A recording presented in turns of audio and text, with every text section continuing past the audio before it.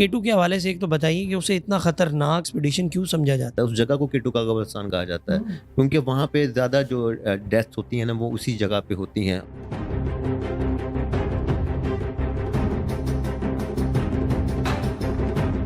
हर 8,000 से ऊपर जो भी पहाड़ है उसका एक डेथ जोन होता है।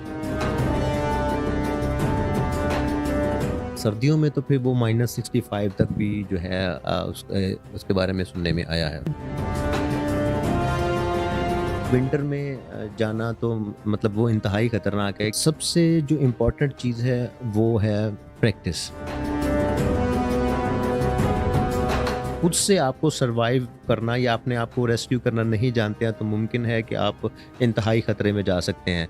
बिस्मिल्लाहिर्रहमानिर्रहीम, अस्सलाम वालेकुम नाज़रीन, मैं हूं आपका मेज़बान मोतसिम नज़ीर और आप देख रहे हैं PSBKG डिजिटल। नाज़रीन, आज हम आपकी मुलाकात अशीर चौधरी साहब से करवाने लाए हैं जो कि क्लाइंबर हैं और एक्सपीडिशंस करते हैं और बहुत बड़ी बड़ी एक्सपीडिशंस इन्होंने की हुई भी हैं। आज हम इनसे जानेंगे जो एक्सपीडिशंस करते हैं ये या जो क्लाइंबर्स होते हैं उनको किन चीज़ों का ख्याल रखना चाहिए। अमूमन हमने देखा है कि बहुत से ऐसे हादसात होते हैं जो नाखुशगवार होते हैं, लेकिन आज हम इनसे बात करेंगे कि हमें किन चीज़ों का ख्याल रखना चाहिए जब हम एक्सपीडिशन करने जा रहे हैं। कौन कौन सी ज़रूरी चीज़ें हैं जो हमें चाहिए होती हैं लेकिन हमारे पास नहीं होती, तो वो तमाम तर चीज़ें हम इन्हीं से जानेंगे। अस्सलाम वालेकुम। जी भाई साहब। कैसे हैं आप? जी मैं बिल्कुल ठीक है, आप बताइएगा कैसे हैं? अल्हम्दुलिल्लाह, अल्लाह का करम। सर, पहले आपसे थोड़ा सा शुरू करते हैं, एक्सपीडिशंस का शौक़ कब पड़ा आप? एक्सपीडिशंस का शौक़ जो है 2020 से पड़ा था एक्चुअली में।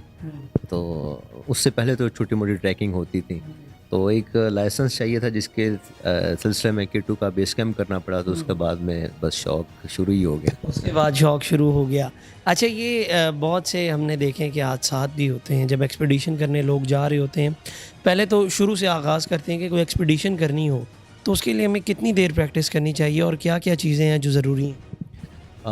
एक तो ये है कि एक्सपीडिशन से पहले जो है पूरा साल मैं अपनी बात करूँगा कि जब एक्सपीडिशन होती है तो पूरा साल जो है उसकी तैयारी हम करते हैं। मतलब अगर 2020 में मैंने K2 का बेस कैंप मैंने किया तो उससे पहले कोई 3 माह पहले हमने प्लानिंग की, 2 महीना पहले हमने एक्सरसाइज जो कि ज़रूरी थी, जो ट्रैकिंग हमारी यहाँ पे लाहौर में रहते हुए जो हमारा वॉक थी उसको शुरू कर लिया, तो उसको हमने कर लिया। लेकिन उसके बाद जब एक्सपीडिशंस की बात आई तो पूरा साल जो है उसके हिसाब से जो है प्रैक्टिस एक्सरसाइज जो है वो शुरू कर दी, ताकि जब हम एक्सपीडिशन करें तो हम ऑलरेडी हमारा जो बॉडी है वो इस चीज़ों को सर्वाइव कर सके। तो एक्सरसाइज जो है माउंटेनरिंग के लिहाज से वो ज़रूरी है, जो कि माउंटेन पे क्लाइंबर को रिक्वायर है। एक मैं आम उस एक्सरसाइज की बात नहीं कर रहा हूँ जो कि जिम में होती है।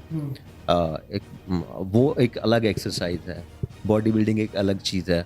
क्लाइंबिंग के लिए एक जो है सबसे ज़रूरी चीज़ वॉक है, रनिंग है। ये बेसिक चीज़ें हैं जो कि क्लाइंबर के लिए बहुत। लेकिन ज़ाहिर बात है ये दोनों चीज़ें एक डिफरेंट है। आप यहाँ पे एक एक्सरसाइज कर रहे हैं या वॉक कर रहे हैं और जब एक्सपीडिशन करने जा रहे हैं वो एक जो एक्सपेरिमेंट है वो डिफरेंट है और यहाँ का डिफरेंट है। तो यहाँ दोनों चीज़ों में फ़र्क तो फिर भी है। फ़र्क बहुत है, लेकिन जब आपने पूरा साल रनिंग की होती है, आप डेली बेसिस पे 10-10 किलोमीटर वॉक कर रहे हैं तो काफ़ी हद तक फिर आप वहाँ पे जो है सर्वाइव कर सकते हैं। उसको एक्सपेडाइट करने में वो आपकी काफ़ी हेल्पफुल करते हैं, और अगर आप बिल्कुल नहीं करते हैं तो फिर तो वहाँ पे कुछ नहीं किया जा सकता। हाँ जी। माजी में बहुत से ऐसे हादसात भी हुए। K2 के हवाले से एक तो बताइए कि उसे इतना ख़तरनाक अगर बात की जाए एक्सपीडिशन क्यों समझा जाता है? K2 की एक बॉटल नेक है। बॉटल नेक पे जो जगह है ना क्रॉस करने की, वो समझ लें कि बंदा सीधा भी नहीं चल सकता वहाँ पे। वो आप जिस तरह एक दीवार ना, दीवार के साथ चिपक के आप चल रहे होते हैं, इस तरह से उस बॉटल नेक को क्रॉस करना होता है। वो तकरीबन 200 मीटर है, तो 200 मीटर आपने इस तरह से ही जाना, और उसके साथ उसके ऊपर जो है हैंगिंग जो है वो ग्लेशियर है, हैंगिंग जो है आइस है। तो उस आइस का किसी वक्त भी पता नहीं होता कि किसी वक्त भी वो टूट सकती है, और वो जब टूटेगी तो जो उसके नीचे से गुजर रहे हैं वो उनको क्रश करते हुए नीचे को जाएगी। तो अगर कोई रस्सियाँ लगी हैं वो तोड़ देगी, उसके जद में जो बंदा आएगा तो वो जो है गिरेगा, और वो जो है जब वहाँ से गिरता है तो वो उससे नीचे जो है K2 का कब्रिस्तान उसको कहा जाता है। उस जगह को K2 का कब्रिस्तान कहा जाता है क्योंकि वहाँ पे ज़्यादा जो डेथ होती हैं ना वो उसी जगह पे होती हैं, और वो जो है नीचे जो है वहाँ पे लाशें जो है गुम हो जाती हैं, वो नज़र भी नहीं आती हैं। तो इस लिहाज से उस बॉटल नेक की वजह से K2 को जो है ना वो अच्छा, अगर बात की जाए K2 की एक्सपीडिशंस की, तो उसका कौन सा टाइम सबसे अच्छा है? क्योंकि हमने सुना है कि वक्त से पहले भी ख़तरा है और वक्त के बाद भी ख़तरा है, तो वो एक्चुअल टाइम है क्या उसका? जुलाई और अगस्त ये 2 महीने हैं बस। इन महीनों की कोई ख़ास चीज़ हो जो वहाँ पे आपको मतलब वो सही टाइम?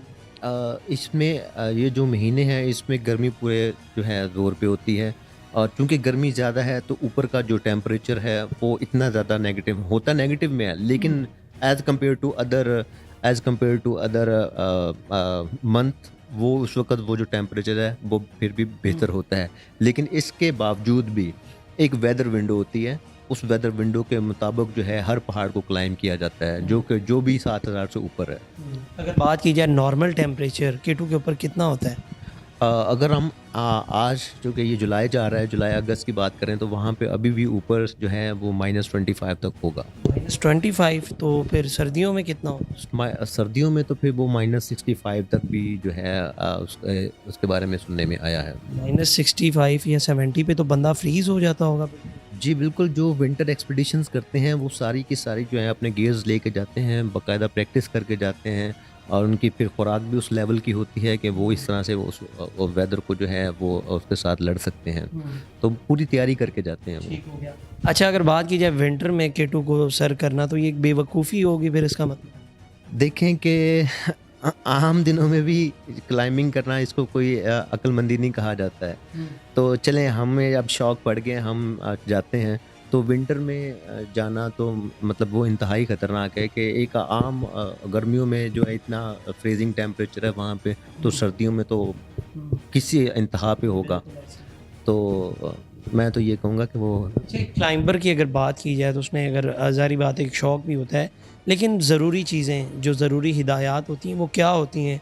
बाज़ औक़ात हम देखते हैं कि बहुत से मसाइल उन्हें पेश आते हैं। सबसे जो इम्पोर्टेंट चीज़ है वो है प्रैक्टिस, बाकायदा उसकी ट्रेनिंग बहुत ज़रूरी है। अगर ट्रेनिंग नहीं है तो इस काम को नहीं करना चाहिए किसी भी की। अगर देखें ना कि अगर मैं ड्राइविंग करना चाहता हूँ तो विदाउट सीखे मैं ड्राइव करूँगा तो डेफिनेटली जो है वो नुकसान अपना भी होगा, अगले का भी हो सकता है। तो इसी तरह ये जो गेम है ये हाईली रिस्की है।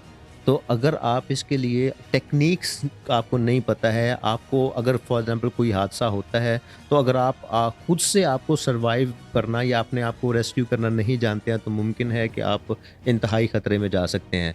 हो सकता है कि कोई बंदा आपके पास नहीं पहुंच सकता, अगर वो टेक्निक्स आपको आती हैं, तो अपने आप को आप वहाँ पे बचा सकते हैं। हमने एक डेथ जोन सुना है जहाँ पे बहुत सी अमवात होती हैं, वो क्या जगह है और उस हवाले से अगर थोड़ा सा बताएँ कि उधर क्या ऐसा है जिसकी वजह से ज़्यादा अमवात होती है?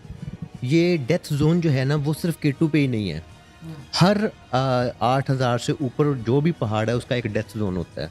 तो 8000 मीटर से ऊपर जो भी जोन होता है जो ऊपर का एरिया है वो डेथ जोन ही होता है। वो चाहे नांगा पर्वत है, चाहे वो माउंट एवरेस्ट है, चाहे वो K2 है, या यहाँ पे G1 G2 है, या ब्रॉड पीक है। ये मैं सिर्फ पाकिस्तानी पहाड़ों के नाम लिए, तो सिवाय एवरेस्ट के। तो हर 8000 मीटर जो पहाड़ है उसका 8000 मीटर से ऊपर जो है वो डेथ जोन है। वो डेथ जोन इसलिए है क्योंकि वहाँ पे ऑक्सीजन की इंतहाई कमी है, इसलिए उसको डेथ जोन कहा जाता है। लास्ट में ये बताइएगा कि समिट्स की अगर बात की जाए तो जब आप क्लाइंबिंग कर रहे होते हैं, चढ़ते हुए ज़्यादा मुश्किलात का सामना होता है कि उतरते हुए? ये एक बड़ी ना इंटरेस्टिंग बात आपने की है। लोग समझते हैं कि चढ़ना मुश्किल है और उतरना आसान है, और मैं अपने तजर्बे की बेस पे अगर आप किसी भी माउंटेनियर को पूछेंगे तो वह उसका यही जवाब होगा कि जितना चढ़ना मुश्किल है उतना उतरना भी उतना ही मुश्किल है। देखें कि अगर आप ज़रा सा अपनी बॉडी को जो है रिलैक्स करते हैं उतरते हुए, तो आप अपने हवास को खो देंगे। आपका जिस्म जो है जहाँ पे झटका लगा तो गिर जाएगा वो। मतलब जितना चढ़ते हुए जोर लगा रहे हैं, उतरते हुए आप अपने बॉडी के वज़न को कंट्रोल कर रहे हैं कि वो आपके पाँव से स्लिप ना हो जाए, आपके जिस्म जो है आपके जो है ना वो कहीं पे आके आगे पीछे ना हो जाए, और आगे पीछे होगा तो आप गिर जाएंगे। तो गिरना ही जो है वो मौत होती है। जी, बहुत शुक्रिया। गॉड। ये थी वो तमाम तर गुफ्तगू जो हमने आपको सुनवाई, और क्लाइंबिंग के लिए क्या चीज़ें ज़रूरी होती हैं। और अक्सर हमने जो क्या सराहियाँ सुनते हैं कि फ्रीजिंग मोमेंट आ गया या फ्रीज़ हो गया वो बंदा, वो भी हमने आज जाना कि वो किस वजह से होता है, उसकी क्या वजूहात है, और डेथ जोन के हवाले से भी तमाम तर चीज़ें हमने इनसे जानी। अब तक के लिए इतना ही। अपने मेज़बान को दीजिए इजाज़त। अल्लाह निगहबान।